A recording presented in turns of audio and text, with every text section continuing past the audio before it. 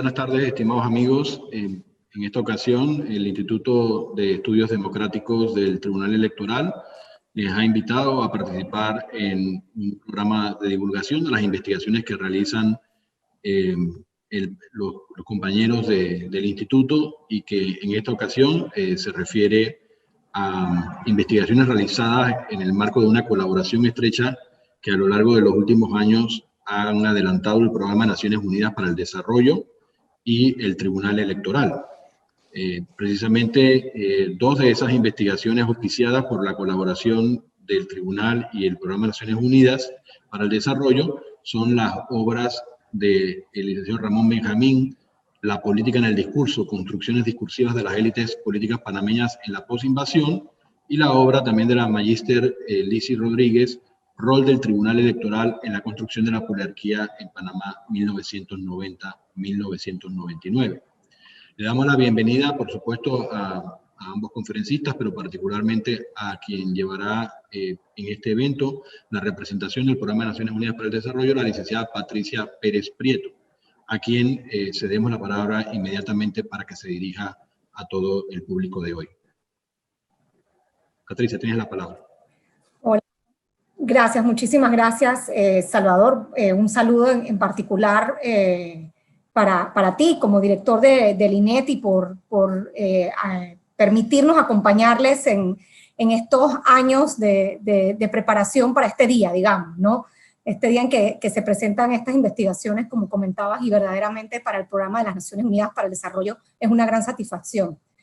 Quiero saludar también a los y las colegas, tanto del Instituto de Estudios Democráticos como del Tribunal Electoral, a las y los investigadores y a todas las personas que se han conectado para poder acompañarnos el día de hoy. Como decía Salvador, esto ha sido una colaboración que verdaderamente todo el crédito se lo llevan los investigadores, porque el trabajo que se ha realizado desde el 2018 y pensando en que cuando este proyecto que pensaba fortalecer esas capacidades del INET, ¿no?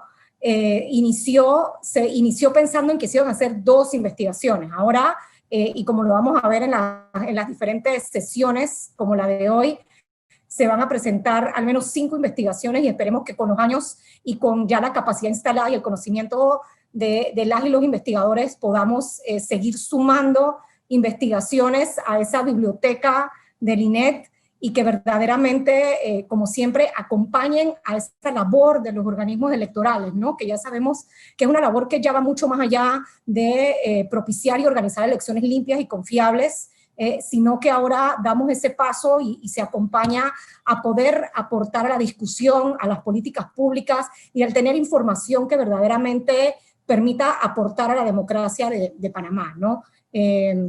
Nosotros verdaderamente como el PNUD no podemos dar unas palabras sin indicar la importancia que tienen estas intervenciones para la Agenda de Desarrollo Sostenible, ¿no? Definitivamente que el buscar vías para implementar los Objetivos de Desarrollo Sostenible, en este caso particularmente el 16, y el poder pensar en cómo las diferentes instituciones fortalecen sus capacidades para poder aportar al desarrollo del país, sin duda cada día más se muestra la importancia de poder tener capacidades de investigación, de generar conocimiento y de generar data y evidencia que nos permita aportar no solo para las discusiones participativas, sino también para la toma de decisiones, ¿no? Y bueno, así nos encontramos hoy, verdaderamente estamos muy contentos y contentas de poder estar aquí y de escuchar la presentación de las investigaciones, y bueno, y esperamos y reafirmamos y reiteramos nuestro compromiso de seguir apoyando al instituto, y definitivamente felicitarlos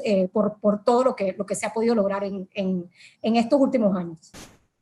Gracias, Salvador.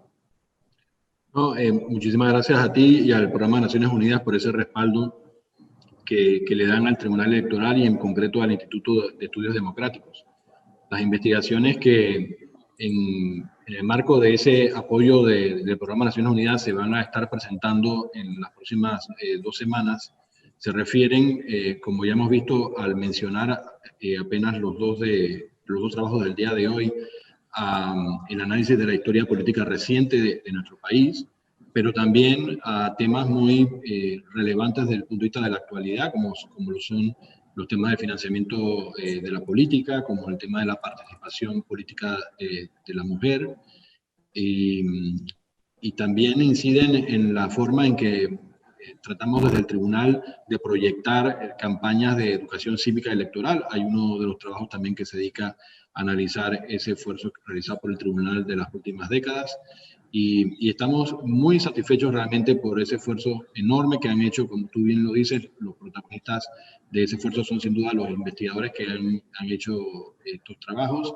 pero al mismo tiempo no solamente se debe premiar el esfuerzo, sino que los productos de ese esfuerzo son realmente interesantes. Creo que contribuyen a lo que tú decías de que la política pública en Panamá debe estar cada vez más sustentada en evidencia producida por la investigación científica, y en este caso abarca las ciencias sociales, abarca los estudios que se están presentando en esta ocasión, y no agotan, por supuesto, el trabajo del Instituto de Estudios Democráticos, pero son sin duda un hito importante en este año 2020, porque son valiosos en sí mismos, pero además las condiciones en las cuales esos trabajos se han preparado en medio de la pandemia hablan mucho del compromiso que esos investigadores han expresado superando todo tipo de dificultades. Así que, dicho esto, pues concluyo las palabras protocolares de parte del Tribunal Electoral y del Instituto de Estudios Democráticos para dar paso a lo que esperamos todos el día de hoy, pues oír de la fuente directa de los propios investigadores en qué consisten esas investigaciones realizadas. Y en primera ocasión vamos a tener las palabras de Ramón Benjamín. Él es egresado de la licenciatura en Derecho y Ciencias Políticas de la Universidad de Panamá, del Diplomado Superior en Metodología de la Investigación en Ciencias Sociales del programa Flaxo Panamá. Actualmente cursa maestría en Estudios Culturales Latinoamericanos de la Pontificia Universidad Javeriana de Bogotá, en Colombia. Él es un investigador del Instituto de Estudios Democráticos, que tiene proyectos como este sobre el discurso político en la posinvasión panameña, y actualmente también realiza investigaciones sobre la intersección entre democracia y los entornos digitales. Sin más detalles, los dejo entonces con la intervención del licenciado Ramón Benjamín. Buenas tardes a todas y todas. Muchas gracias por estar aquí. La presentación la tiene Anet, si me colabora con eso, por favor. Bueno, la investigación se llama La política en el discurso, construcciones discursivas de las élites políticas panameñas en la posinvasión. La siguiente, por favor, Anet. Y antes de continuar, y aunque sé que el tiempo es corto, no quiero dejar de hacer lo importante. La segunda, por favor, Anet. Y es agradecer a todo lo que está involucrado en un proceso que es social, como la investigación. Agradecer a la educación pública, de la cual soy producto, al INET, del Tribunal Electoral, y al PNUD, también por todo el apoyo que nos han brindado, a los compañeros del Departamento de Investigaciones que aportaron con ideas, con observaciones, con sugerencias durante todo el proceso, a Harry Brown, que estuvo desde el inicio, al profesor Enoch Adames, que también me ha colaborado con descarrilarme del derecho y con el prólogo al texto, a los profesores de Flaxo, a la profesora también Suárez, a Yaritza, que fue la jefa durante el mayor tiempo de la investigación, y a la parte administrativa. La investigación siempre es un proceso social. La anterior, por favor, Anet. La presentación incluye parcialmente 4 secciones del trabajo, que no nos va a dar tiempo para cubrir todo. La primera es una parte más teórica sobre política y discurso. La segunda es la primera parte temática sobre economía como lugar privilegiado en la posinvasión. La tercera, el desplazamiento del trabajo. Y la última parte es sobre redefiniciones y clausuras en la relación entre país y canal durante la posinvasión. Finalmente, bueno, habrá unas consideraciones o reflexiones finales. La siguiente, por favor. En cuanto a política y discurso, las bases de la investigación son las siguientes. Asumimos que, y es así, toda acción política implica una dimensión discursiva. También que el discurso es un producto y a la vez un elemento constitutivo del orden social. Es decir, no son solamente palabras sin importancia que se la lleva el viento. aunque no es un hecho como aquellos a los cuales estamos acostumbrados a considerar como tales, también tiene efectos en la vida política de todas las personas. Una definición de discurso vendría a ser la tercera parte de esta imagen, que es una forma de acción política mediante la cual un actor político actuando en contextos políticos, y la redundancia no es fortuita, expresa públicamente una posición sobre objetos que son considerados parte de la discusión política en el tiempo y espacio de su manifestación, reproduciendo así objetos, significados, conocimientos, subjetividades y actitudes. Aquí lo importante es que todos los actores políticos no siempre actúan en contextos políticos, expresándose políticamente sobre objetos de discusión que son entendidos como parte de lo político en el contexto en el que viven. Por eso la necesidad de puntualizar el término político en cada una de estas partes de la presentación. La siguiente, por favor, Anet. En cuanto a la parte teórica, bastante por encima, utilizamos los estudios del discurso, de Van Dijk principalmente, y en la parte de método, el análisis estructural de textos según Gritti, traducido por Outart. En cuanto a los estudios del discurso, lo que nos dice muy por encima, muy rápidamente, es que el individuo en su experiencia individual y también la experiencia social compartida a través del lenguaje, adquiere, comparte, modifica estructuras cognitivas, es decir, conocimientos, ideologías y actitudes, las cuales van configurando modelos mentales sobre el contexto en que se produce el discurso y sobre el objeto sobre el cual se está produciendo el discurso. Y estos modelos mentales sirven para organizar la información que tienen cada persona, cada individuo, e intervenir en el contexto de producción del discurso en función de criterios de tiempo, espacio, cuál es la identidad, cuál es el rol, cuáles son los objetivos de los otros participantes. Y así se va reproduciendo este círculo de experiencia, producción de estructuras cognitivas y modelos mentales en los cuales las personas van participando social y políticamente. En cuanto al análisis estructural del texto, lo que consiste es en una serie de filtros que se aplican sobre el texto visible en busca de aquello que es latente, a través de la identificación en el mismo texto de oposiciones, de asociaciones, de contenido, del lugar cultural desde el cual la persona que produce el discurso se enuncia, también con notaciones cualitativas que denotan un perfil ideológico, entre otras partes del texto. La siguiente, por favor, Anet. Esto nos lleva finalmente a a suponer, teóricamente, que posiciones de acceso y control sobre distintos contextos y géneros discursivos, sobre los cuales tienen distintos actores políticos por distintas causas, conducen a niveles desiguales de capacidad de intervenir sobre las estructuras cognitivas y condicionar de esa manera, nunca de una manera total, siempre de manera parcial e indirecta, las estructuras cognitivas de la población, y así también controlar la acción política en la sociedad. La investigación en concreto busca las estructuras cognitivas compartidas por las élites políticas durante la década de los 90 sobre economía y trabajo. ¿Por qué economía y trabajo? Porque son categorías que incluyen algunos de los problemas identificados como más importantes en el país, según 13 informes latinobarómetros producidos entre el año 2004 y 2018. Y la década de los 90 es entendida como una década bisagra en la cual nos enlaza el largo siglo XX con todas sus contradicciones en el país con el siglo XXI. El siguiente, por favor, Anet. Ahora, primero es dar un pequeño contexto sobre cómo entramos a la década de los 90. Basta recordar con que estábamos pasando de una década en la cual las sanciones económicas, la invasión militar producen unos efectos catastróficos sobre el conjunto de la economía del país, que marcan el final del régimen político vigente entre el 68 y el 89, y que luego se ve indicadores de mejora de acuerdo a los criterios estándares, visible, por ejemplo, en el PIB, en la tasa de crecimiento, en el presupuesto general del Estado. Eso también con la reversión, que es un hecho no solamente simbólico y político, sino económico a la vista. En ese contexto se produce una serie de diálogos políticos, entre los cuales están Santa María de la Antigua, Bambito y Coronado. En nuestro caso nos interesa el diálogo político de Bambito, que en esencia constituye un núcleo programático homologado a algunos acuerdos entre las élites políticas, económicas y de sociedad civil del país en la posinvasión. Y ahí vemos, bueno, algunas estructuras cognitivas sobre la economía.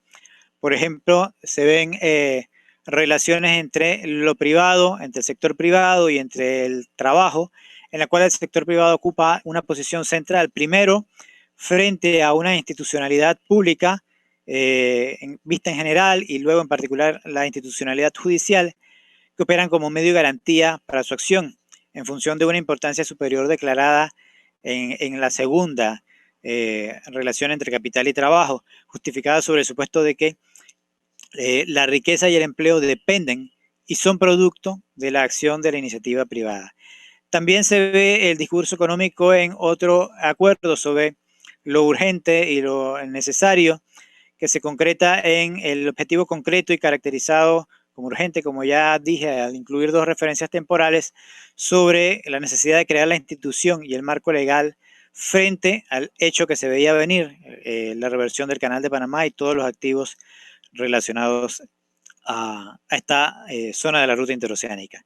Ya entrando en el periodo 1994-99, lo que se ve es una polarización entre pasado, presente y futuro, que desde la toma de posesión del 1 de septiembre de 1994, la economía del país se caracteriza en pasado y presente como ineficiente, como pobre, como inferior al resto de los países del área, y a futuro como una economía que tiene que ser abierta, libre, productiva. También la economía se posiciona como lugar privilegiado en la evaluación de la educación y el trabajo. Sobre el trabajo vamos a ver un poco más adelante. Pero en cuanto al marco de evaluación de la educación, la educación es calificada como deficiente y desligada de la realidad económica de ese momento, lo que opera como una justificación para poner el mercado como criterio, como principio organizador de la actividad del Estado, en el marco de esa actividad como lugar privilegiado. Ahí se identifican, ya entrando a la cuarta parte del periodo, la tercera y cuarta parte del periodo 94-99, dos opciones excluyentes de política económica para el periodo de gobierno que iniciaba. Y cito el discurso del 1 de septiembre de 1994.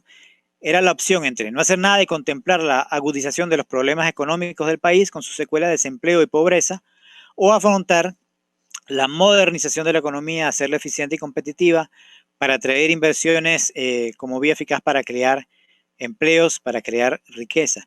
Aquí el argumento que opera para legitimar la política económica es modernización, con todo lo ambiguo que tiene este concepto dentro de la cultura occidental como valor positivo en esos esquemas duales. En este caso, la modernidad es vista como valores de eficiencia y competitividad para atraer, captar, retener el interés de capitales extranjeros capaces de lograr el objetivo social de reducir el desempleo y crear riqueza. El otro lado del mismo argumento es ajustarse a las nuevas realidades del mercado, o en sentido negativo, contemplar la agudización de los problemas del país con su secuela de desempleo, pobreza. El esquema general del argumento entonces es modernización o caos. Ese argumento se reitera, ese argumento de inexistencia de alternativas se argumenta en K de 1998 también, cuando el presidente de ese entonces afirma que algunas personas llegaron a considerar la posibilidad de que existiera cierto margen de decisión individual en cada país, o sea que cada cual tenía más o menos determinado espacio para seleccionar un camino, para escoger un rumbo que se adecuara a sus necesidades o que chocara lo menos posible con sus preocupaciones. Sin embargo, no había alternativas. La siguiente, por favor, Anet. Ese discurso de inexistencia de alternativas hay que contextualizarla. Primero, en cuanto a su capacidad de redefinir el sentido democrático, las condiciones psicológicas de una población que venía de una crisis, de una transición a la democracia, de una invasión, de un hecho violento, y también contextualizarla en la prolongada expectativa que había hacia el cumplimiento de los tratados de Torrijos-Carter. En cuanto a este punto, el desplazamiento del trabajo, ya vemos, bueno, la relación entre lo privado, la iniciativa privada y el trabajo. También es mencionado en Babinto 1 como el objetivo de lucha contra el desempleo. Vemos la posición que ubica en el periodo de 1994-99 entre una economía abierta y libre como un marco de evaluación del trabajo. Luego, en este periodo se dan una serie de valoraciones sobre la relación del trabajo con el capital, que incluye, por ejemplo, la legislación laboral, la cual es vista como una causa de estancamiento, como una causa del crecimiento cero, que requiere una puesta al día, un ajuste, una actualización que luego veremos concretada en las reformas al Código del Trabajo. Respecto a la organización sindical, en el mismo sentido de modernización, se propone a partir de una redefinición de las relaciones sociales del trabajo. Por ejemplo, en un discurso de abril del 98, en ocasión del Día del Trabajo, planteando que el antagonismo entre patrones y trabajadores estaba dado, es decir, se conjuga en tiempo pasado por la creencia, que estoy citando, según la cual el deber de los patrones era explotar al máximo a los trabajadores y el deber de los sindicatos era controlar, era al contrario, impedir la explotación y obtener los mayores beneficios para los trabajadores. El argumento sobre el trabajo opera de nuevo fijando el antagonismo entre las partes en tiempo pasado, lo que deja sentada una primera base al discurso de modernización opuesta al día. Inmediatamente asigna a ese antagonismo la estructura cognitiva de creencia, es decir, lo ubica en el ámbito del creer, en aquello que es tenido por cierto sin conocerlo de manera directa, sin comprobación, sin demostración, en el ámbito de la opinión, que es epistemológicamente situado en oposición al conocer. Y referente al liderazgo sindical, también en el mismo sentido de modernización, califica al liderazgo sindical definido por negación.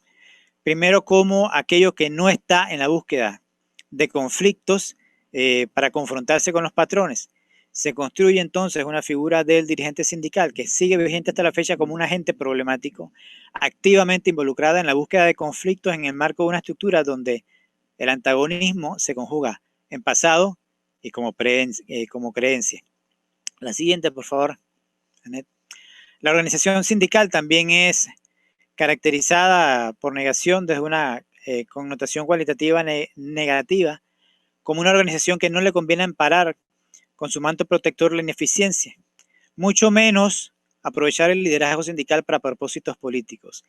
Analizando el tono de este discurso sobre los actores sindicales individuales y colectivos, se puede constatar un discurso polarizado, una construcción de una polarización, contrastando con el discurso nuevamente de CADE en 1998, que es la parte de abajo de esta imagen, en la cual el mismo sujeto afirma que la oportunidad de estar en CADE le permite conocer de primera mano las orientaciones, inquietudes que siempre surgen de un evento tan importante como este, vinculado a los quehaceres más trascendentales de la nación, donde sus aportes son conocidos y desde distintos ángulos contribuyen a la formación de una verdadera conciencia nacional y donde afirma tener la mente abierta y el estado de ánimo igualmente abierto al cruce de ideas y a las propuestas que de seguro saldrían de ese espacio.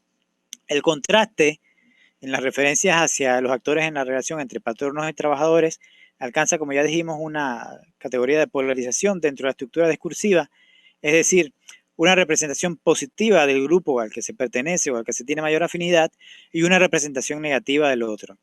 Dentro de ese esquema polarizado, vale señalar que no se cuestiona la conveniencia de aprovechar el liderazgo del otro componente de la relación, el sector empresarial, para propósitos políticos, como sí se hace respecto a la organización de los trabajadores. La siguiente, por favor, Anet. La anterior. No, disculpa, ya estamos aquí.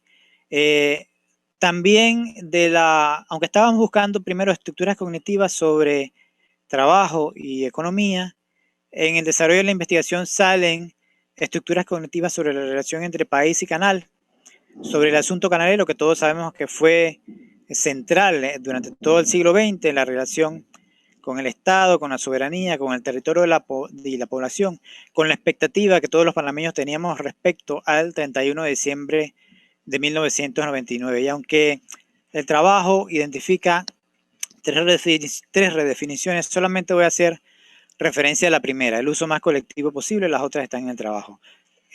Clausura de la historia, despolitización y la interrogante sobre una sola bandera, un solo territorio. En cuanto al uso más colectivo posible, la siguiente, Anet, por favor. Esta fue una de las figuras discursivas articuladoras de la lucha generacional durante el siglo XX.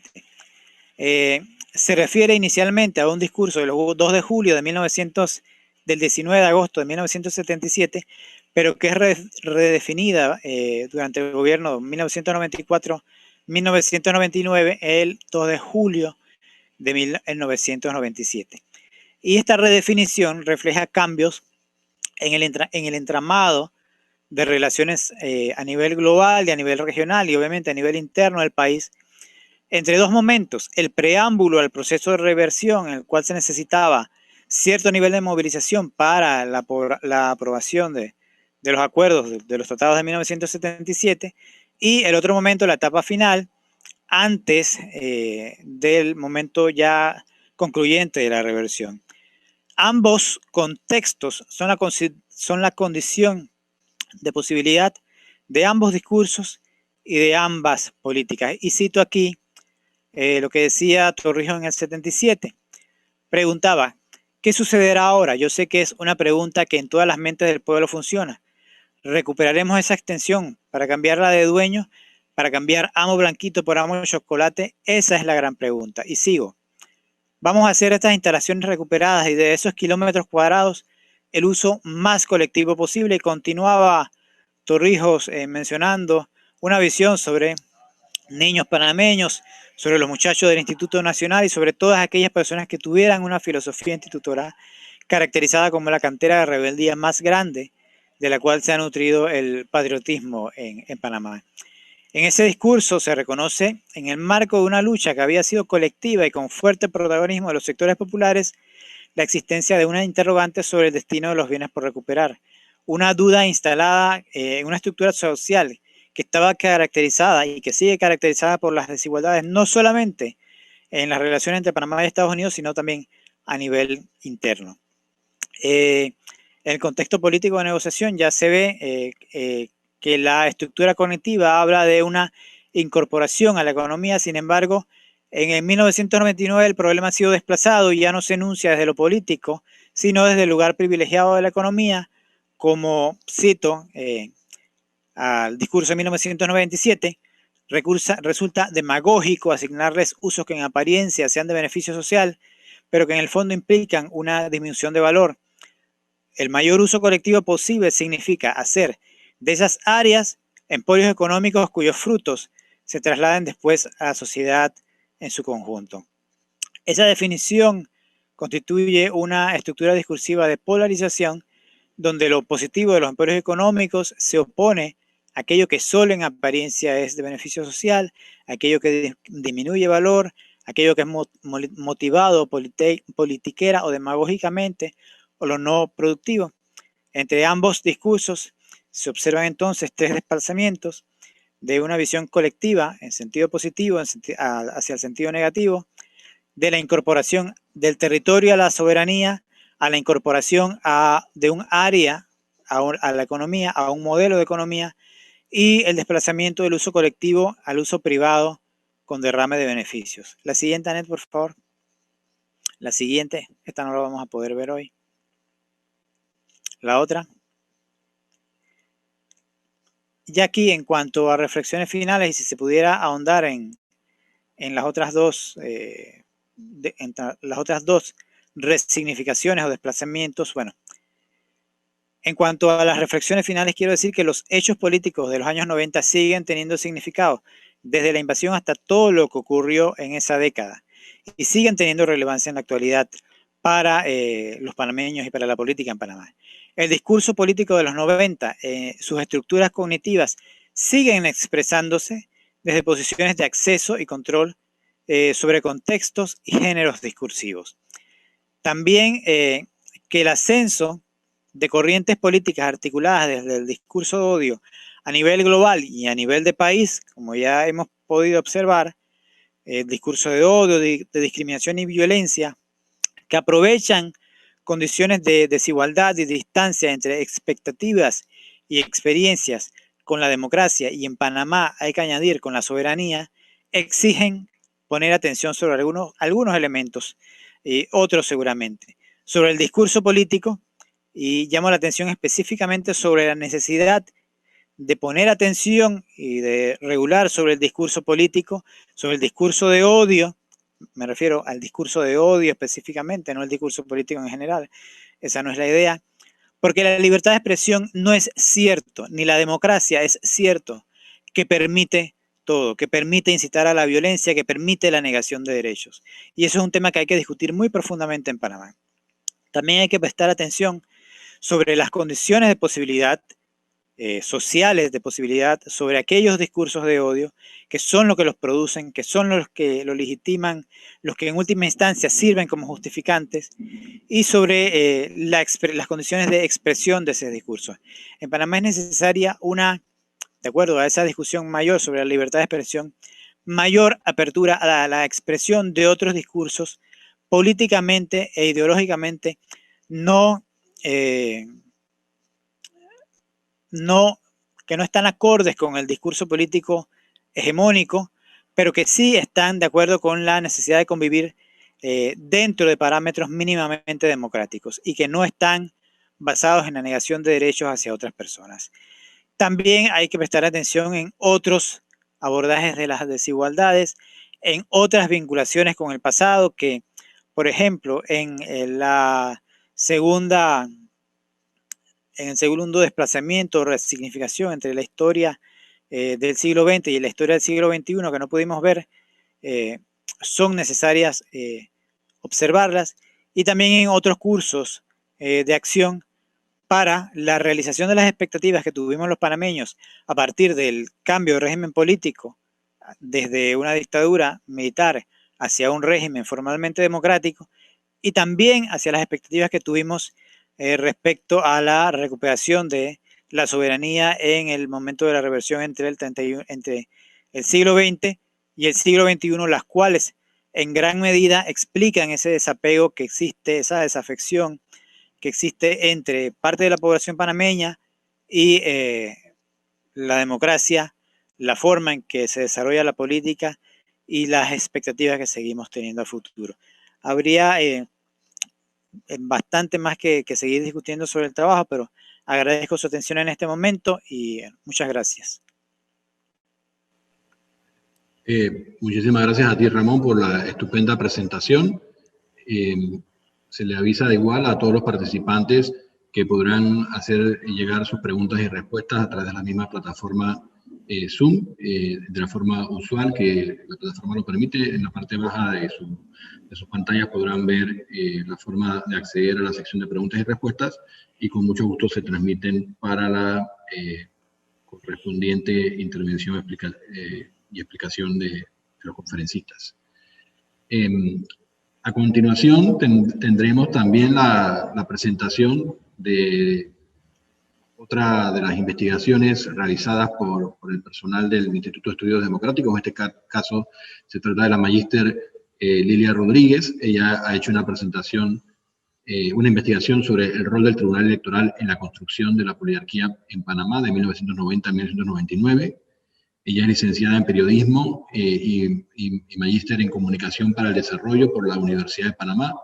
Cuenta con un posgrado en Gestión Cultural en modalidad virtual de la Universidad Nacional de Córdoba, Argentina. Fue directora del Centro de Información y Documentación Científica y Tecnológica de la Vicerrectoría de Investigación y Posgrado de la Universidad de Panamá y directora ejecutiva del Museo de Arte Contemporáneo, coordinadora de proyectos especiales para la Facultad de Bellas Artes de la Universidad de Panamá y directora ejecutiva del Museo de Cultura Democrática del Tribunal Electoral. Todo eso antes de ser investigadora en el Instituto de Estudios Democráticos del Tribunal Electoral.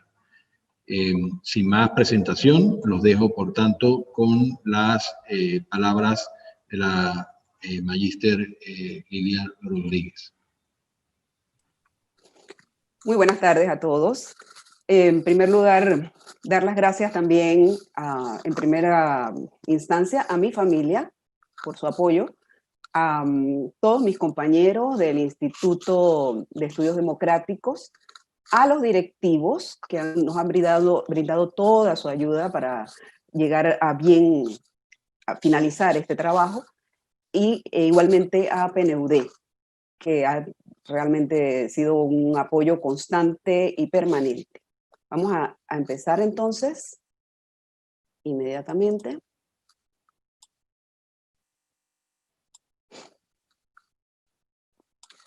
Bueno, el trabajo que hemos preparado se titula Rol del Tribunal Electoral en la construcción de la poliarquía, y lo hemos realizado durante la década de 1990 a 1999. El marco teórico se fundamenta en estudios sobre la historia de la democracia, el paradigma de las transiciones, que estudia básicamente cómo pasan los países de un sistema autoritario a un sistema democrático. Y finalmente, el fundamento de este trabajo es el estudio de Robert Dahl sobre la democracia, sobre la poliarquía, que vamos a ver a continuación. Para Robert Dahl, la poliarquía, y lo leo, es una adecuada forma de referirnos a una democracia representativa moderna con sufragio universal. Es decir, es una democracia electoral en su forma más básica, con los requisitos mínimos que debe tener para considerarse como tal. Para ello, Robert Dahl, un politólogo norteamericano de una gran reputación, definió 6 instituciones: cargos públicos electos, elecciones libres, imparciales y frecuentes, libertad de expresión, fuentes alternativas de información, autonomía de las asociaciones y ciudadanía inclusiva.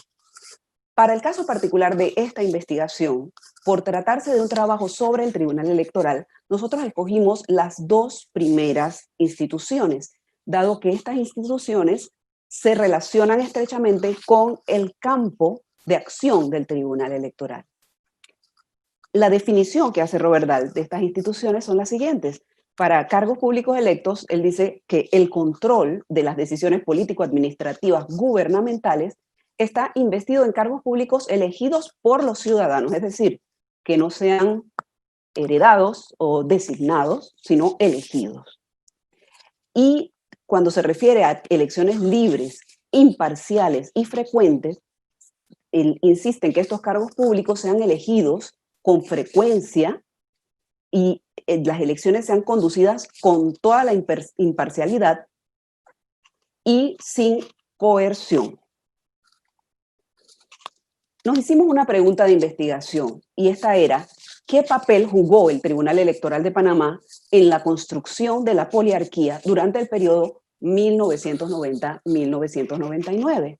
Y dividimos esa pregunta en otras, entre las cuales están las 2 principales, que se dirigen a desarrollar las 2 instituciones que acabamos de mencionar: cargos públicos electos y elecciones libres, imparciales y frecuentes. Cada una de esas 2 instituciones fue desglosada en una serie de indicadores medibles que nos permitían compararlo con la literatura. En este caso, utilizamos como fundamento los indicadores que propone VDEM y Freedom House. Igualmente, para elecciones libres, imparciales y frecuentes, desarrollamos, en este caso fueron 7 indicadores más, sobre temas como la autonomía, el personal, el padrón electoral, la periodicidad de las elecciones, si se dieron irregularidades, si hubo violencia, si se respetó el voto de oposición. Y lo veremos más adelante. La metodología que utilizamos fue la siguiente.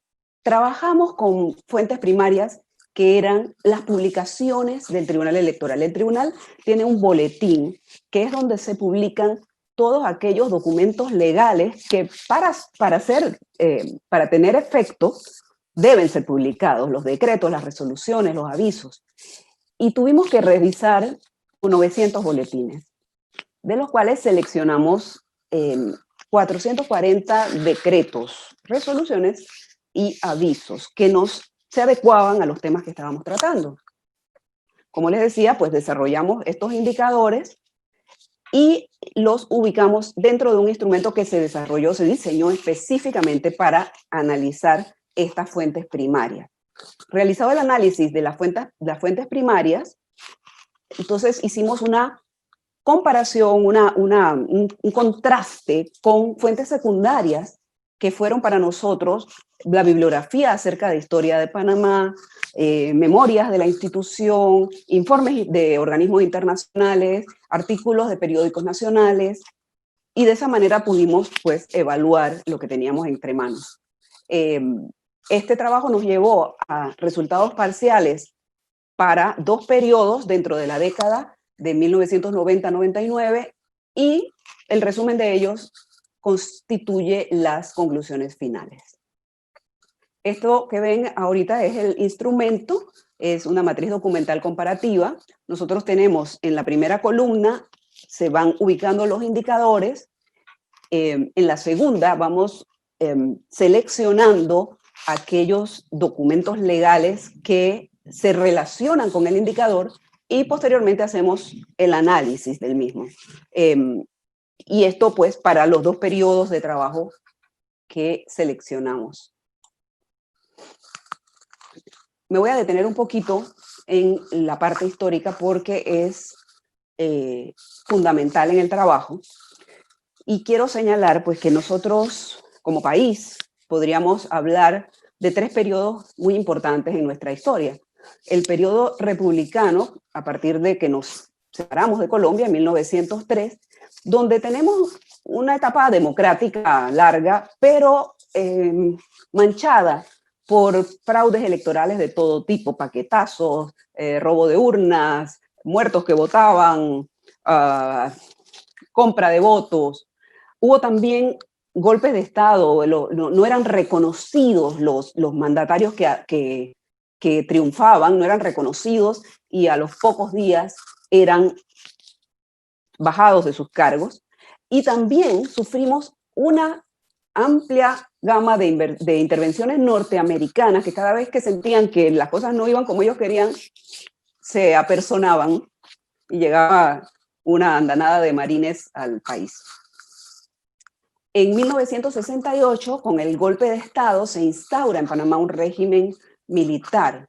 Aquí encontramos que tenemos entonces nuevas reglas, se produce una nueva constitución, por ejemplo, se elimina la asamblea de diputados y se instaura una asamblea de representantes de corregimiento que era elegida de manera directa, podía ser elegida por los ciudadanos, pero que tenía la potestad de elegir entonces de manera indirecta al presidente, porque aunque estábamos bajo el mando, bajo el poder militar, siempre hubo un presidente en dicha posición.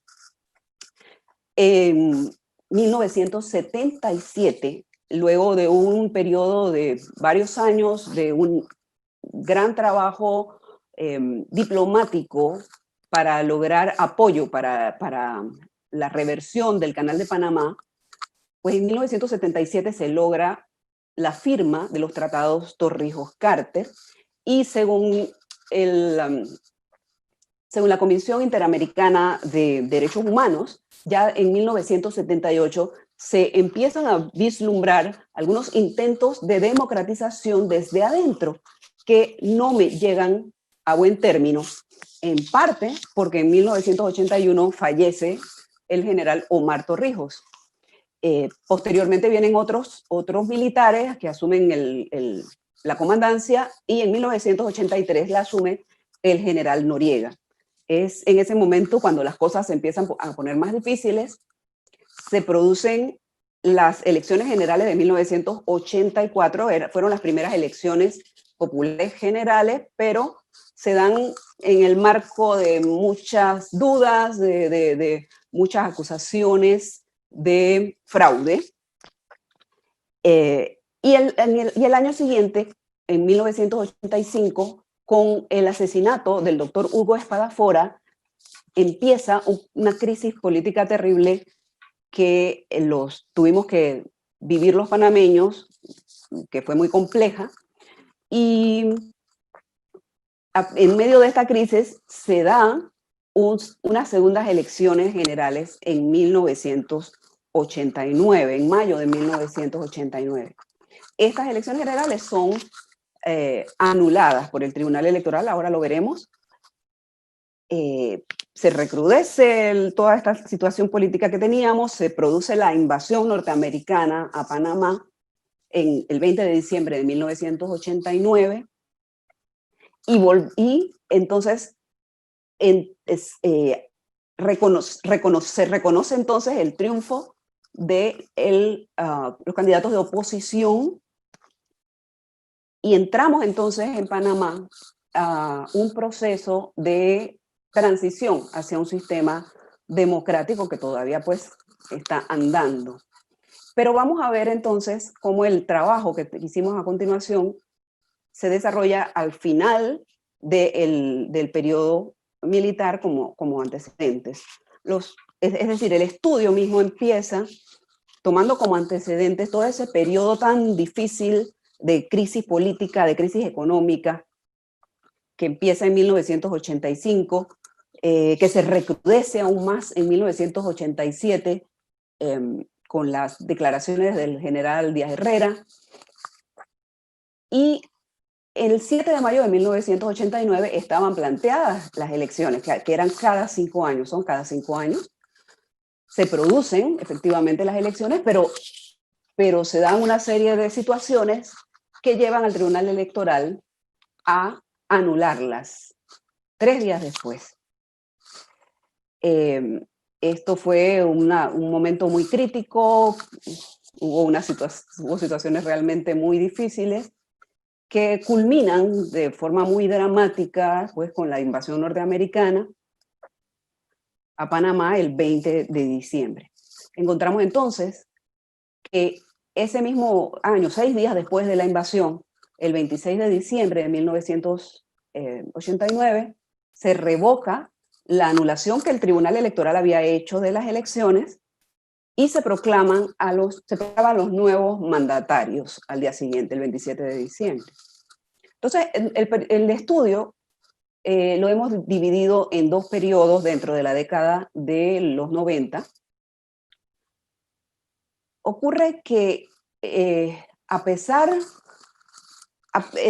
digamos, a principios del año 90 estaba el Ejecutivo instaurado, había un órgano judicial, no había todavía un órgano legislativo porque no se habían hecho las elecciones, no se habían hecho el recuento de los votos de los legisladores.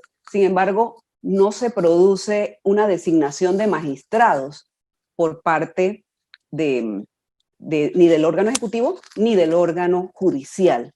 No es sino hasta junio, agosto de 1990 cuando empiezan a cambiar los magistrados. Entonces, ¿qué pasa? Los magistrados que fueron quienes anularon las elecciones son los mismos que tienen luego que revocar esa decisión, y son los mismos que reconocen pues, a los nuevos gobernantes.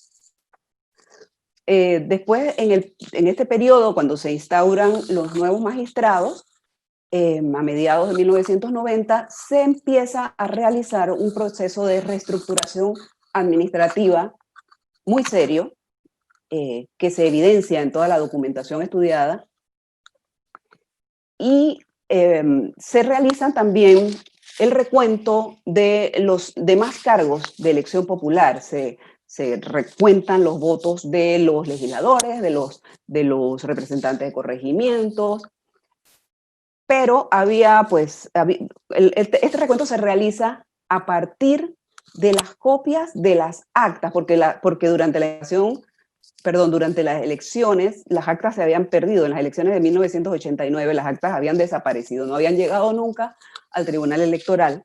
Entonces, hubo que trabajar con las copias de las actas que tenían en su poder los partidos políticos y que habían entregado a la Curia Metropolitana. Entonces la Curia Metropolitana hace entrega al Tribunal Electoral de las copias de las actas y con eso se realiza el recuento. Se crean una comisión que luego se amplía y se van haciendo los recuentos para definir los cargos que se iban eligiendo, pero quedan posiciones vacantes porque había lugares donde simplemente no había evidencias suficientes. Entonces se define que había que hacer elecciones parciales que se programan para enero de 1991. El resultado de esas elecciones parciales no salió sino hasta finales del año 91. Bueno, durante todo este periodo, el tribunal se aboca no solo a la reestructuración administrativa, a una lucha por un presupuesto justo, sino también a la depuración del padrón electoral, que era un paso fundamental para poder garantizar la transparencia del referéndum sobre cambios constitucionales que debía darse el 15 de noviembre de 1992 y posteriormente, el 8 de mayo de 1994, las elecciones que correspondían, las primeras elecciones generales directas del periodo post-invasión. Y luego el segundo periodo de estudio, de 1994 al 99, nos basamos en el momento en que cambia, en que se da una nueva elección, ¿no? Entonces, este segundo periodo de estudio prepara el referéndum que se realizaría el 30 de agosto de 1998 y trabaja en fortalecer, en ampliar toda la gran cantidad de reglamentaciones que se habían hecho durante el primer periodo, 90-94. Se añade, por ejemplo, el tema de las cuotas de género en esa etapa. Se continúa con el trabajo de revisión del padrón electoral con miras a las segundas elecciones generales de este periodo, el periodo después de la invasión, que se dieron el 2 de mayo del 99. Y también, pues, el periodo culmina con la reversión del Canal a Panamá el 31 de diciembre de 1999. Para entrar, esto es, pues, para entrar en las conclusiones, para que tengamos una idea un poco más completa de todo lo que sucedió en esta década, una década realmente muy ajetreada. Con toda la información obtenida, tratamos de manejar esta información con la mayor objetividad. Y las conclusiones que aparecen a continuación se fundamentan en que encontramos evidencias en la documentación escrita, en la documentación producida por el Tribunal Electoral, en la historia del país. Pudimos encontrar evidencias para sustentar lo que voy a explicar a continuación brevemente.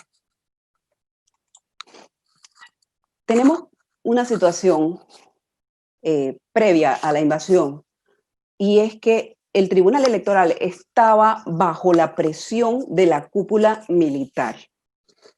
El Tribunal Electoral no era autónomo, estaba obligado a seguir las indicaciones, pues, de los militares, y es por ello que como se preveía que la alianza opositora iba a ganar las elecciones de mayo del 89, el Tribunal Electoral asume la decisión de anular la elección en su totalidad.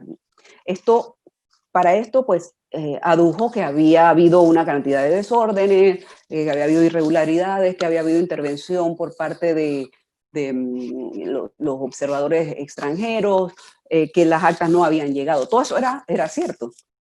Pero el Tribunal Electoral cometió un fallo, y es que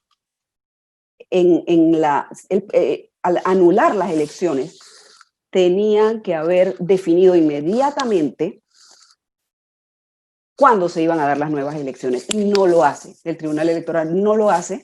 Lo que hace en ese momento es designar al entonces ministro de Educación como presidente de la República, y luego, en la fecha en que debía haber tomado posesión el nuevo presidente, pues designan a otra persona, evidenciándose entonces, como les decía, la falta de autonomía del Tribunal Electoral en aquel momento. Pero después de la invasión, las cosas no eran muy diferentes. Si anteriormente el tribunal no tenía autonomía porque tenía la bota militar encima, ahora lo que teníamos era una fuerza de ocupación. Teníamos una fuerza de ocupación norteamericana instalada en Panamá, y realmente había una situación de mucha tensión. Como les decía, como les comentaba anteriormente, pues son los mismos magistrados que anulan las elecciones los que deben revocar esta anulación, y lo hacen a los 6 días de pasada la invasión. También deciden convalidar la juramentación de los nuevos gobernantes que había sido hecha en la base militar norteamericana de Clayton. El tribunal la convalida, designa entonces una comisión para hacer el recuento de los votos, y al día siguiente, muy rápidamente, ya tenían las cifras y proclaman al presidente Endara y a los vicepresidentes Arias, Calderón y Ford. Entonces, consideramos pues que tampoco en este momento el tribunal tenía autonomía, que por lo menos durante esa primera mitad del año 90, cuando aún los magistrados no habían cambiado, no contaba realmente con autonomía. Con el cambio entre junio y agosto de 1990, cuando llegan los nuevos magistrados y que son designados por los 3 órganos del Estado, es cuando inicia un proceso de reorganización administrativa fuerte y la lucha por el presupuesto, todo esto con miras a una mayor autonomía, a fortalecerse como entidad autónoma. Pero conscientes de que la influencia del régimen militar había sido fuerte, el Tribunal Electoral se dedica a poner orden, a organizar todo, a reglamentar todo, de manera que la institucionalidad se viera fortalecida y que la democracia, desde el punto de vista de los procedimientos, también se viera fortalecida. Y en ese sentido, sobre todo en el periodo 1990-94, la cantidad de documentación que hay en cuanto a reglamentaciones de las postulaciones de candidatos, de la votación, de los escrutinios, de las elecciones parciales, los referéndums, impugnaciones de la propaganda electoral, es inmensa. También durante ese periodo, 90-94, se instala, por ejemplo, el sistema de transmisión extraoficial de resultados, el TER. Se crea el Plan General de Elecciones, que es importantísimo hasta el día de hoy. Se crea también el cuerpo de delegados electorales, se crea la comisión para las reformas al Código Electoral. Se da una enorme cantidad de producción, de trabajo. Fue un periodo realmente importantísimo para la reorganización del Tribunal Electoral. Y todos estos avances permiten que en la segunda mitad de la década el Tribunal Electoral pueda descansar un poco y pueda entrar a producir normas más detalladas, más específicas, y a resolver muchos problemas que todavía quedaban pendientes. También igualmente a continuar con el trabajo del padrón electoral, que había sido depurado de manera exhaustiva durante los primeros años de la década, preparándose pues para el referéndum del año 92, preparándose para las elecciones del 94, y que luego en el periodo, en la segunda mitad de la década, se continúa, pues la depuración del padrón es un trabajo que nunca termina, pero ya los procedimientos se van haciendo cada vez más eficientes. Y en este sentido, no solo en cuanto al padrón, sino también en general, el Tribunal Electoral desarrolla una mayor eficiencia. Y esto también se puede evidenciar en cuanto a que durante los procesos electorales que se dan durante esta década, no se observa, por lo menos en toda la documentación primaria y en los informes internacionales, no se evidencia que haya habido en las elecciones que se dieron, en los referéndums que se dieron, ningún tipo de fraude electoral o irregularidades graves. Por ejemplo, observamos que si bien el listado completo de los cargos públicos electos luego de las elecciones de 1989 y de las elecciones parciales del 91 demora mucho en salir, esto se va haciendo cada vez más rápido, porque pues se iba tomando cada vez más experiencia y más agilidad. Y además, por ejemplo, las elecciones parciales que son legítimas en muchos casos cuando se dan empates, por ejemplo, es legítimo que haya que hacer elecciones parciales, pero también sucede que a veces se hacen porque las cosas no estaban bien hechas, ¿no? Entonces nos damos cuenta también que cada vez se hacen menos elecciones parciales, hay menos mesas en las cuales es necesario repetir las elecciones. Además, es muy importante destacar que de 1990 a 1999 y hasta la fecha, el Tribunal Electoral ha podido garantizar que las elecciones se den con periodicidad, cada 5 años, de acuerdo a lo que está establecido en la Constitución. Y además, las elecciones y todos los procesos electorales se han dado en todo este periodo, se dieron en un ambiente pacífico y no se observaron situaciones de violencia, de represión, de intimidación o acoso. Perdón. Finalmente, termino aquí, es muy importante destacar que tanto los referéndums de 1992 y de 1998, estos referéndums que fueron propuestos por el gobierno, fueron rechazados por la ciudadanía. Luego se dan 2 elecciones también, la del 94 y la del 99, y en las 2 elecciones ganan los partidos de oposición. En otro momento se habría pensado, pues, no los van a dejar gobernar. No fue así. En todos los casos, estos resultados fueron respetados. De hecho, en el 94 gana Ernesto Pérez Valladares del PRD, que era el partido que había sido sacado, se puede decir, tras la invasión. Pero pudo hacer su gobierno, igualmente reconoció a la presidenta Mireya Moscoso cuando ella logró el triunfo. Entonces, para terminar, quiero decirles que todo esto evidencia que había un fuerte compromiso con la transparencia y con la imparcialidad por parte de todos los actores políticos. Es la conclusión final, porque todos los actores envueltos en este proceso, reconocían que la democracia era el único juego posible. Muchas gracias. Muchísimas gracias, Lizzy, por tu presentación. Muy interesante, la verdad, esa revisión de las primeras décadas de los 90 y, bueno, desde el 90 hasta el 99 prácticamente, en la expresión jurídica del propio Tribunal Electoral en su reorganización desde entonces. Pasamos al periodo de preguntas y respuestas. Quiero recordarle a los participantes que pueden hacer sus preguntas utilizando la plataforma Zoom. En la parte de abajo encuentran un mecanismo, en la parte de abajo de sus pantallas pueden encontrar la forma de hacernos llegar sus preguntas. Le paso en primerísimo orden al licenciado Ramón Benjamín una pregunta que llegó por la plataforma de YouTube de Javier Estanciola, que pregunta cómo el rol real o imaginado de la cruzada civilista durante los últimos años de la dictadura ha influido en ese poder discursivo de las empresas y en silenciar voces alternativas. Bueno, gracias por la pregunta, Javier y Salvador. A ver,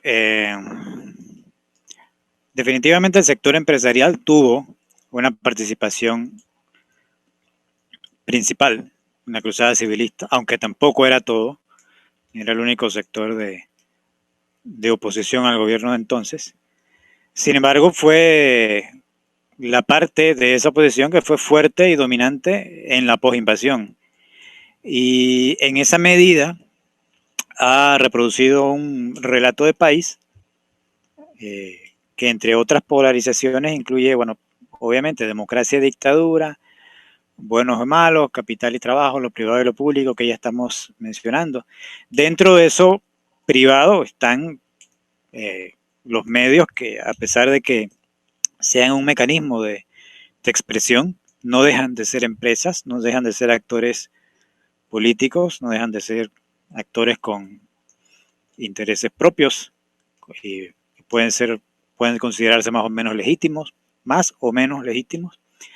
pero que en definitiva han compartido principalmente como posición editorial o como fuente principal a las construcciones discursivas del sector empresarial. Y en alguna medida invisibilizando o cuestionando de un modo que no ocurre con el discurso empresarial, aquellas pocas voces alternativas que han podido encontrarse.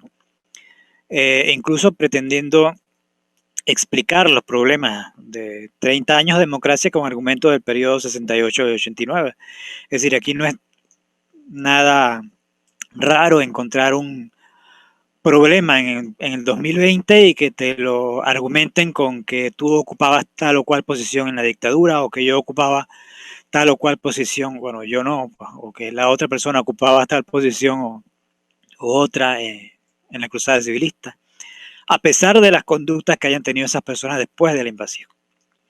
En definitiva, para mí, tanto la cruzada, la invasión, la posinvasión, y agradezco tu pregunta, sigue siendo un ámbito muy interesante y que requiere mucha más investigación para salir de esas visiones dualistas e idealizadas que todavía tenemos. Otra pregunta para Ramón en función de eso que acabas de decir. Evidentemente los discursos políticos dentro de la realidad panameña no se encuentran aislados del contexto internacional. También se ha dicho que en ese periodo particularmente había, entre comillas, consensos internacionales sobre lo que debía hacerse en economía y lo que debía hacerse en política social.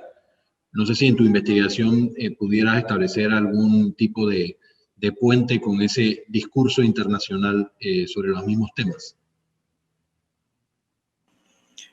Por supuesto, en la parte de economía y trabajo y por derivación en el cómo se abordó la reversión del Canal de Panamá, lo que se observa es no es solamente un cambio a nivel interno entre lo que se pretendía antes, o sea, fuera mentira o fuera verdad lo que se pretendía antes del 89 y lo que se proyectó después de la invasión, que recoge cambios no solamente internos, sino regionales y globales.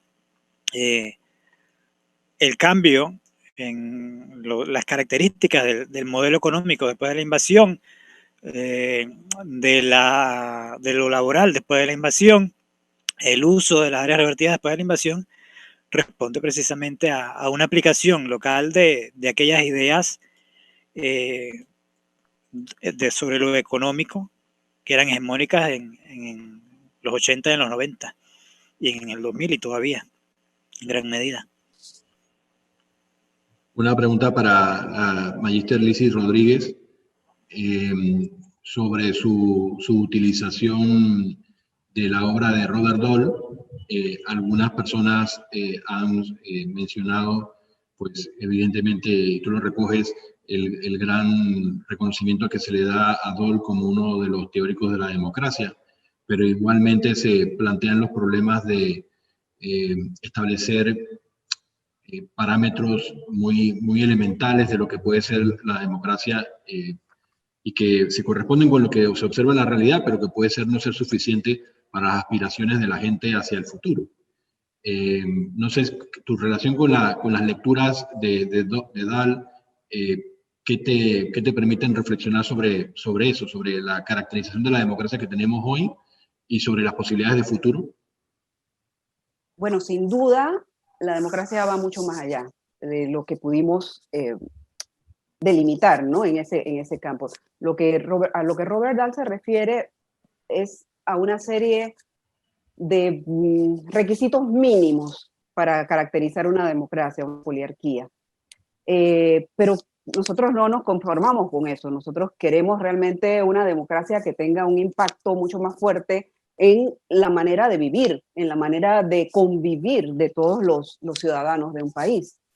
Entonces, en ese sentido, los conceptos de Robert Dahl definitivamente son valiosos desde el punto de vista que permiten hacer un análisis científico cuidadoso, pero no son lo último, ni son todo lo que nosotros estamos buscando. Nosotros esperamos alcanzar muchas cosas más, alcanzar una democracia más completa, una democracia más sustantiva.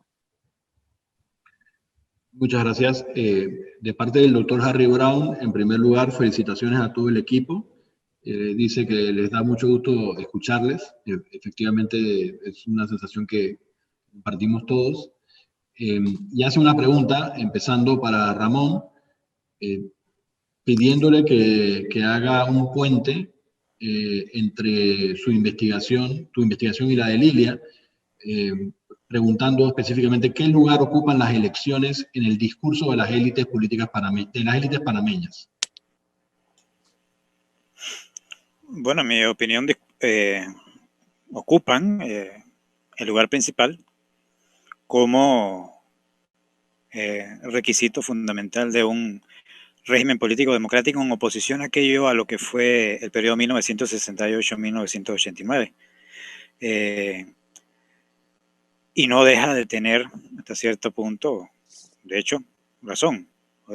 Hay que tener elecciones libres, periódicas y frecuentes. Sin embargo, incluso dentro de ese concepto mínimo y en reflexiones del mismo Dahl y de otros muchos, hay suficientes elementos para reflexionar sobre si esas características se producen efectivamente en cualquier sistema político de cualquier país, incluyendo el panameño. Por ejemplo, Dahl habla de que sí, se necesitan elecciones, pero también hay que considerar cuáles son las condiciones previas a todo proceso electoral que determinan que el principio de igualdad sea una realidad concreta, que permita participar a todas las personas en condiciones de igualdad en ese proceso de toma de decisión. Enrique Dussel, de alguna manera, también habla de lo mismo. En las elecciones, no recuerdo cuáles fueron las elecciones en México, en las cuales plantea que no solamente que el resultado sea el que salga de las urnas, sino cuáles son las condiciones antes de que se produzca el proceso electoral, cuáles son las condiciones de participación de todas las personas para que el proceso pueda ser calificado como democrático. En resumen, sí, ocupan, en mi opinión, una posición quizás demasiado central en la idea de democracia que tenemos en el país, no porque no sean principales, sino porque lo limitamos quizás a eso y a afirmar que una vez que se realizan las elecciones tenemos democracia, cuando nosotros deberíamos apostar a que 30 años después del cambio de régimen político,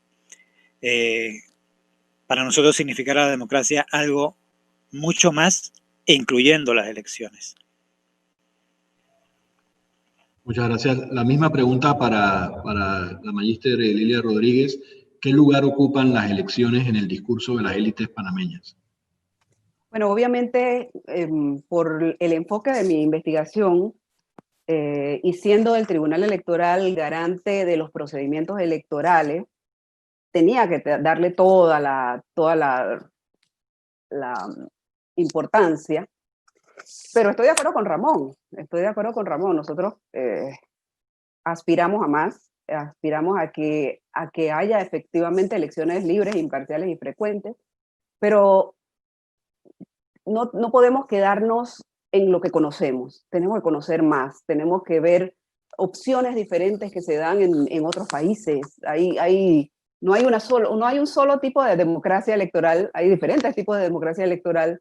Hay países como Suiza, por ejemplo, que es todo un ejemplo y que ha dado cátedra en muchos aspectos, donde la población tiene una formación, una educación que les permite entender la importancia de su participación y no solamente entregar su soberanía a un candidato, ¿no? Entonces realmente todavía pues nos falta mucho trabajo por delante, tenemos mucho trabajo por delante, pero yo creo que aquí en Panamá hay mucha gente inteligente y pensante que está enfocada en esos aspectos y que van a contribuir a ir logrando cada vez mayores avances.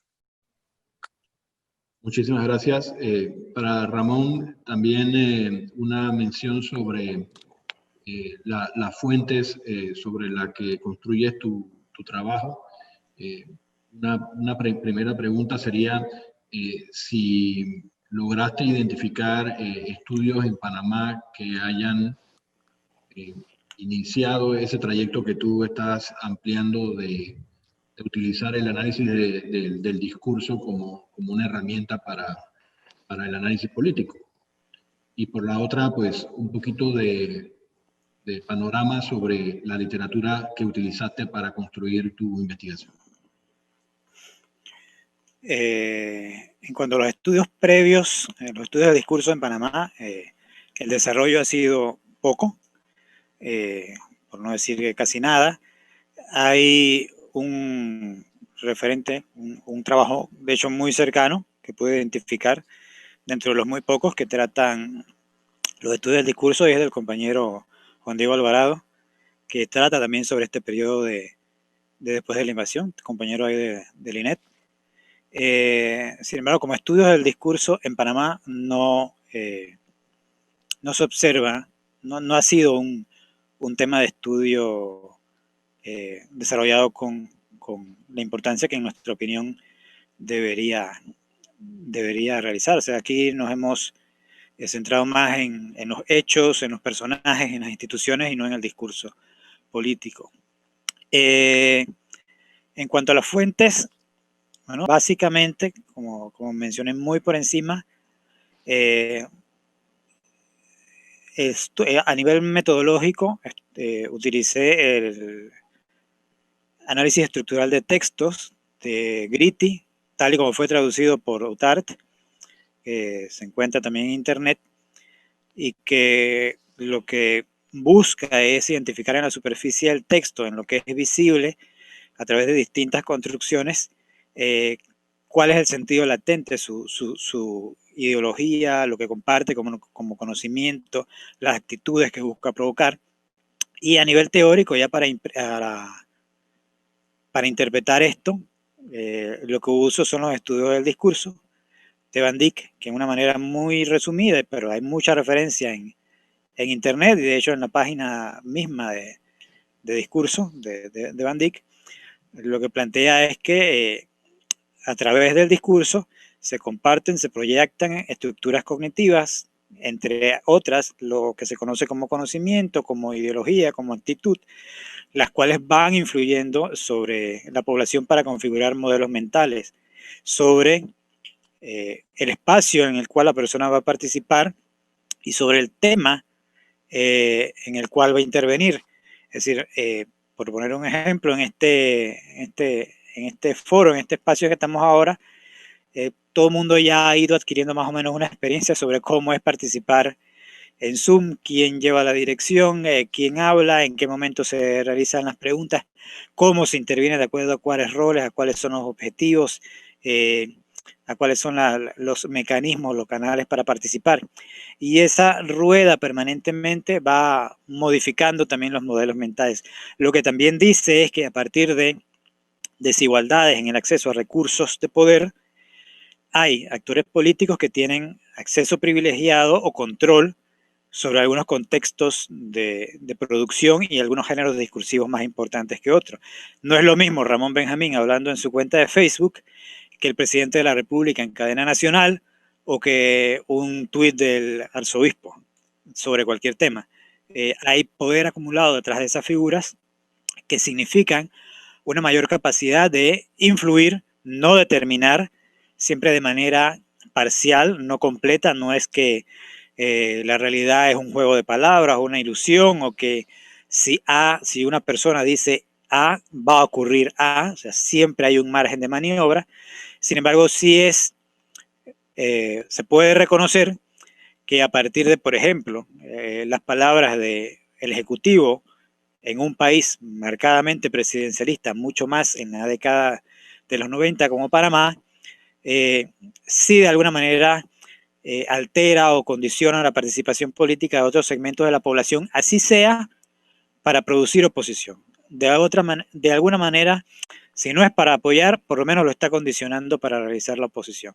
Y sí tiene influencia sobre la realidad política del país, aunque no sea un hecho, digamos, tangible, concreto, ocurrido sobre una parte del territorio, sino que, bueno, sea un discurso, una intervención hacia el resto del público. No sé si con eso respondí o había otra parte de la pregunta. No, respondiste ampliamente y abre paso también a otra interrogante que quisiera transmitirle a los dos. El tema de las fuentes que ustedes consultan. En particular, quisiera preguntarle a Lizzy sobre el acceso y la diversidad, la complejidad de ese gran número de instrumentos jurídicos del Tribunal Electoral que consultó y que corresponden a cerca de 20 años de normas publicadas por el Tribunal Electoral.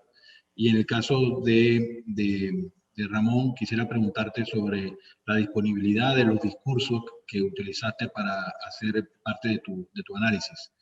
Lizzy. Bueno, como les comentaba en la presentación, yo me basé en los boletines publicados por el Tribunal Electoral, la mayoría de los cuales están en la página web del Tribunal Electoral, así que eran de fácil acceso. Pero como yo estaba hablando de la década de los 90, me encontré con muchas cosas que no estaban disponibles. Entonces hubo un trabajo ahí de buceo entre la Secretaría General, Archivos Nacionales, y pudimos pues conseguir realmente toda la información que necesitábamos, pero sí fue un trabajo bastante detallado. Ramón. Bueno, sí, en el caso mío, no fue tan fácil encontrar la fuente principal del trabajo, que son los discursos políticos, a pesar de que el sujeto de la investigación son las élites políticas. Sin embargo, sí se pueden conseguir algunos por internet, otros en archivos, en biblioteca. Sin embargo, hay que hacer un trabajo de recuperación de más discursos políticos, más propuestas políticas tanto de las élites como de los otros actores políticos para tener un panorama más completo desde las ideas, del pensamiento, del discurso político sobre cuál ha sido el desarrollo de la política en el país.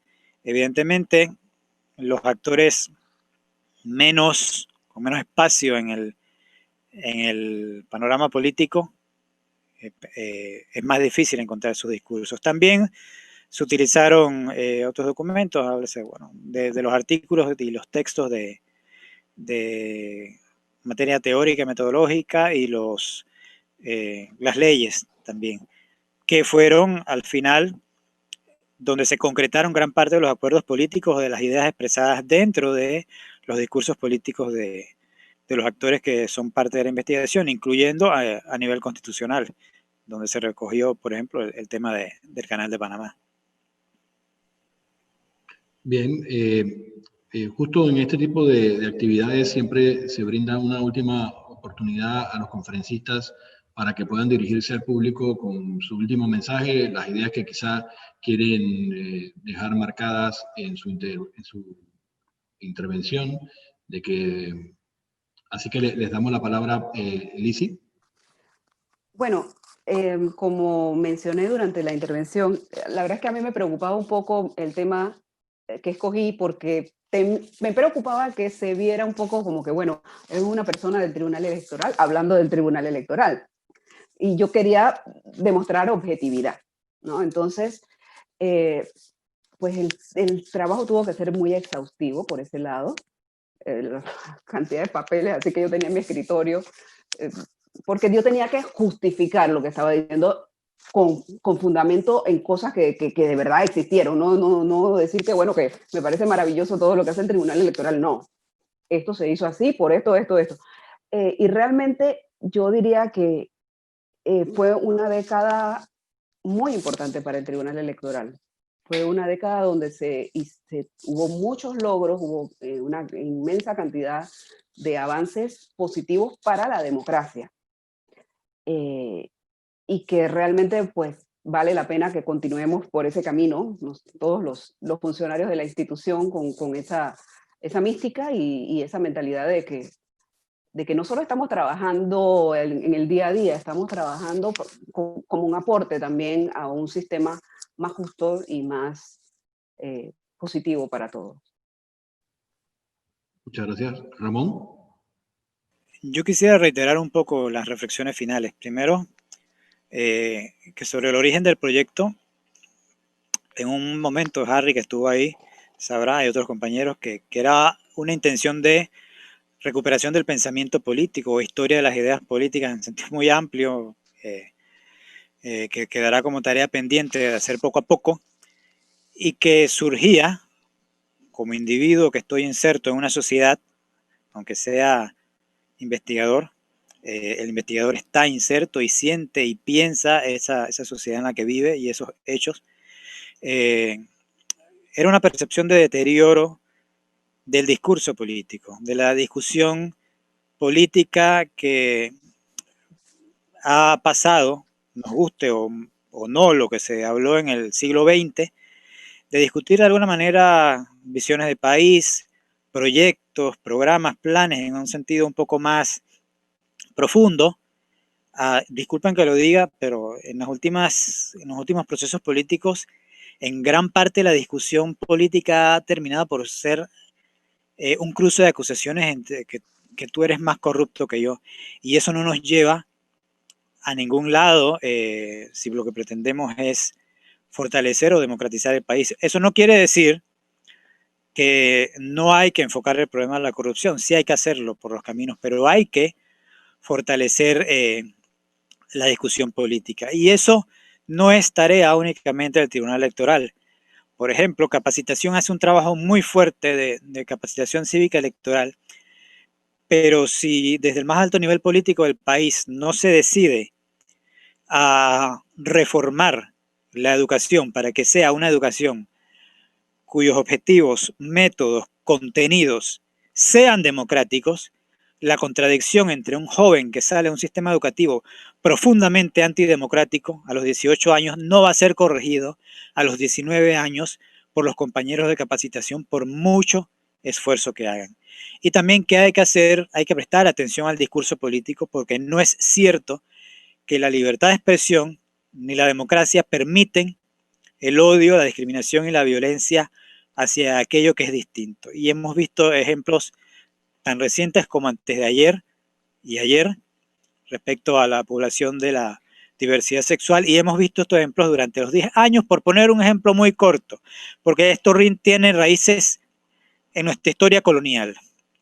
Lo cierto es que cuando frente a los problemas sociales no tenemos nada que proponer y no tenemos cómo explicarlos, nos inventamos enemigos, nos inventamos causas, y así hemos venido escuchando frases tan desagradables como que el problema en este país eran indios borrachos, negros maleantes, que el problema de todos son los comunistas o lo que sea, que el problema siempre es el otro, o que los extranjeros, lo que los niños son la delincuencia, o que los extranjeros nos vienen a quitar nuestro trabajo.